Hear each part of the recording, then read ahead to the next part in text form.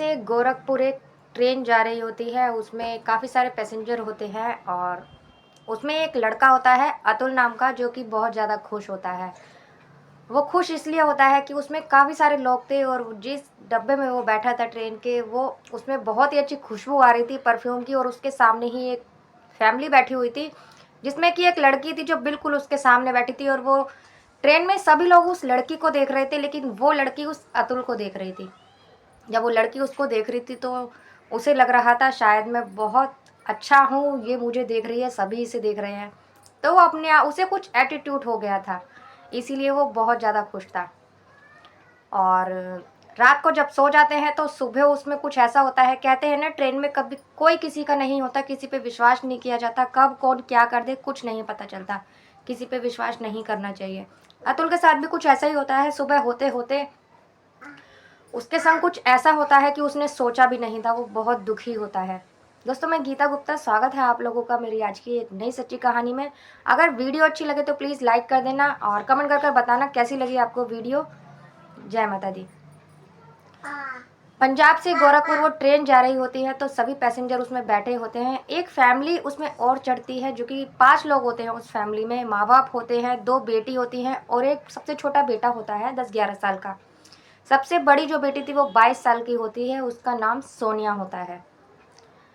वो लोग चढ़ते हैं, उनके चढ़ते ही पूरा ट्रेन का डब्बा महकने लगता है परफ्यूम की खुशबू से। सब उनकी तरफ देख रहे होते हैं। जो उनकी बड़ी लड़की होती है सोनिया, वो बहुत खूबसूरत होती है।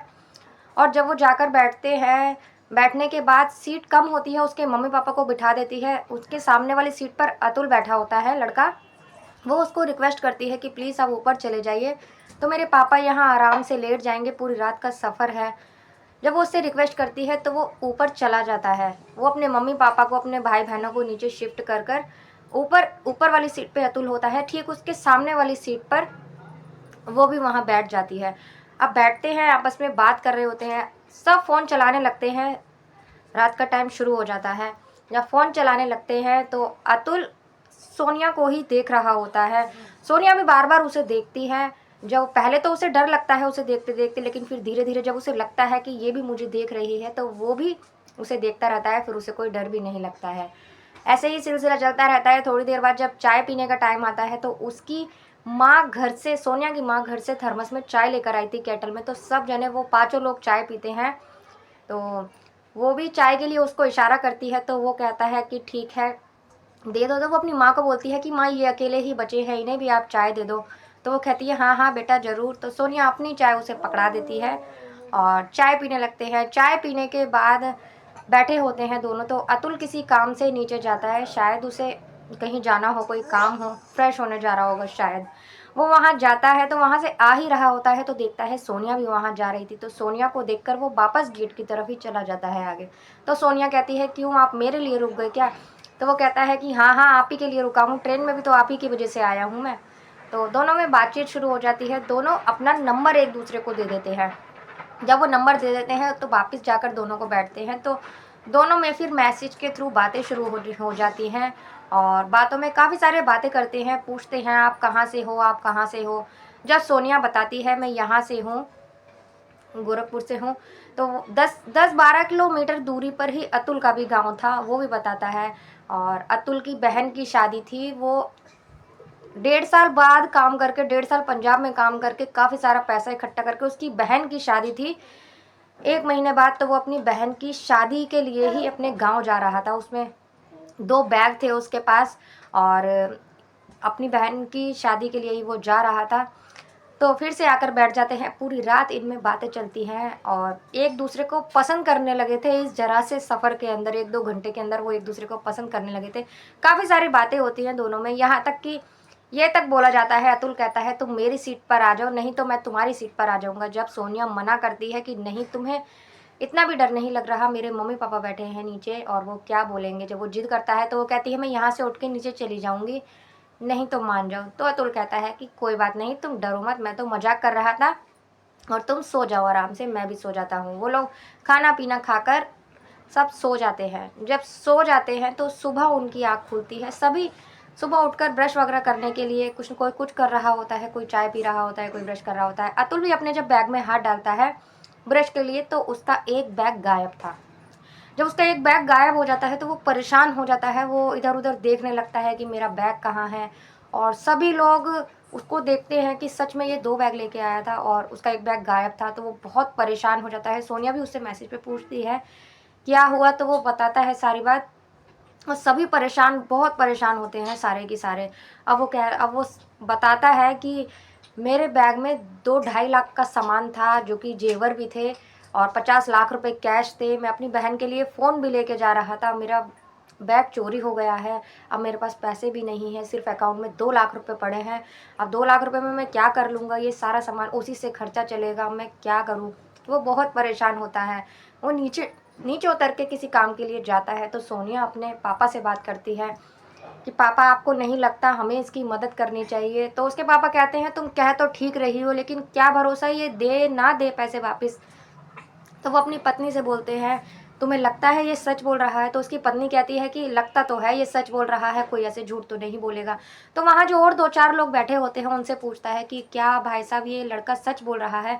तो सभी बोलते हैं कि हाँ, हाँ, ये लाया तो 2 बैग था, आप लोग तो बाद में आए हो, लेकिन हम लोग तो शुरू से ही ट्रेन में बैठे हैं। जब ये आया था तो इसके हाथ में 2 बैग थे, और एक बैग को ये देख रहा था, यहाँ रखूँ या नीचे रखूँ, ऊपर रखूँ। बहुत देखने के बाद इसने वो अपना एक बैग रखा था, और अब इसके पास एक ही बैग है, ये 2 बैग लेके आया था। बोल तो ये सच रहा है भाई साहब, ये झूठ नहीं बोल रहा है। और उसका मुँह देख के भी, फेस देख के भी, जितना वो परेशान है, ऐसा नहीं लगता कि वो झूठ बोल रहा हो। तो उसके आने तो सोनिया उसे मैसेज करती है कि आ जाओ, पापा को आपसे कुछ बात करनी है। जब वो आ जाता है तो उसके पापा उससे पूछते हैं कि बेटा, कितने पैसे थे तुम्हारे बैग में, कितने का तुम्हें ज़रूरत है, मुझे बताओ। अगर ऐसी कोई बात है तो मैं तुम्हें दे दूंगा, तुम मुझे आराम से लौटा देना 2-4 महीने में। तो वो कहता है कि अंकल, मेरे पास 2.5 लाख का, 2.5 लाख से एक भी कम नहीं होगा, 2.5 लाख से ज़्यादा का ही सामान होगा। मैं अपनी बहन के लिए जेवर ले जा रहा था, अपनी बहन के लिए फ़ोन ले जा रहा था, थोड़ा सा कैश भी था, और अब चोरी हो चुका है। मेरे बैंक में इतने पैसे नहीं हैं, 2 लाख रुपए हैं, जिससे मुझे और चीज़ें खरीदनी है अपनी बहन की शादी की। अब मैं क्या करूं, कुछ समझ में नहीं आ रहा। तो वो उससे पूछता है कि बेटा, तुम्हारी सैलरी कितनी है? इलेक्ट्रिशियन का वो काम करता था, तो बोलता है कि मेरी सैलरी है 40-45 के लगभग है, अगर काम अच्छा हो जाता है तो 60-70 के लगभग पहुंच जाती है। और जेवर, तो वो कह रहे थे कि तुम ऐसे कैसे जेवर लेके जा रहे थे अपनी बहन के? कौन लेके जाता है इतनी दूर से जेवर, साथ साथ वहीं से बनवाते हैं। तो वो कहता है कि मैं एक ज्वेलर्स के यहाँ काम करने गया था, तो उन्होंने मुझे बहुत ही अच्छे रेट लगाए थे।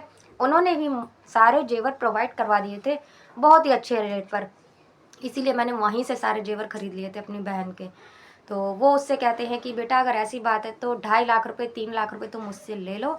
और तो वो कहता है कि अगर अंकल आप ऐसा कर दोगे तो मैं आपका शुक्रगुजार रहूँगा, आपकी ज़िंदगी भर आपकी कभी नहीं भूलूँगा आपके एहसान को। वो उसको ऐसे बोलता है, तो वो तुरंत ही अपने अकाउंट से इसको ट्रांसफ़र कर देते हैं और बोल देते हैं कि बेटा 6 महीने तक मुझे लौटा देना। तो वो कहता है कि कोई बात नहीं, और वो उनको इनवाइट भी करता है अपनी बहन की शादी में कि अंकल, आप लोगों को ज़रूर आना है मेरी बहन की शादी में। तो वो कहते हैं हाँ, हाँ बेटा, देखेंगे। अब वो कहता है कि आपने अनजान होके हम अभी मिले हैं और आपने इतना विश्वास किया मुझ पर। बहुत खुश होता है अतुल, और सोनिया की और अतुल की दोस्ती और गहरी हो जाती है। अब अतुल सोनिया को भी इनवाइट करता है, कहता है कि आप ज़रूर आना। तो वो कहती है मैं आऊँगी, 100% श्योर कि मैं ज़रूर आऊँगी आपकी बहन की शादी में, माँ को तो मैं मना ही लूँगी। वो लोग चले जाते हैं, गोरखपुर का स्टेशन आता है और सब लोग उतर जाते हैं। अब उसकी बहन की शादी आती है 1 महीने बाद, तो सारे जने वहाँ पहुँचते हैं, और जब वो अपने घर पे बताता है इन लोगों के बारे में तो उसके घर वाले बहुत खुश होते हैं अतुल के। और वो जब ये लोग शादी में पहुँचते हैं तो इन लोगों को देखकर बहुत ही आदर सम्मान करते हैं। इन लोगों का बहुत ही, सबसे ज़्यादा इनको ही वो दिया जाता है कि इन्होंने हमारी इतनी मदद की है, सबसे मिलवाया जाता है। और सोनिया को देखकर अतुल बहुत खुश होता है। दोनों परिवारों में एक रिश्ता सा बन जाता है, और अतुल भी अच्छा लड़का था।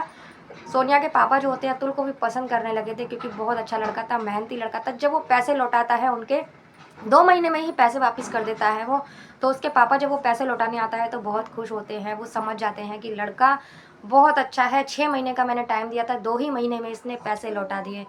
तो धीरे धीरे इनकी दोस्ती पक्की हो जाती है। सोनिया अपने घर वालों से बात करती है कि मैं अतुल से शादी करना चाहती हूँ, माँ मेरी अतुल से शादी करवा दीजिए।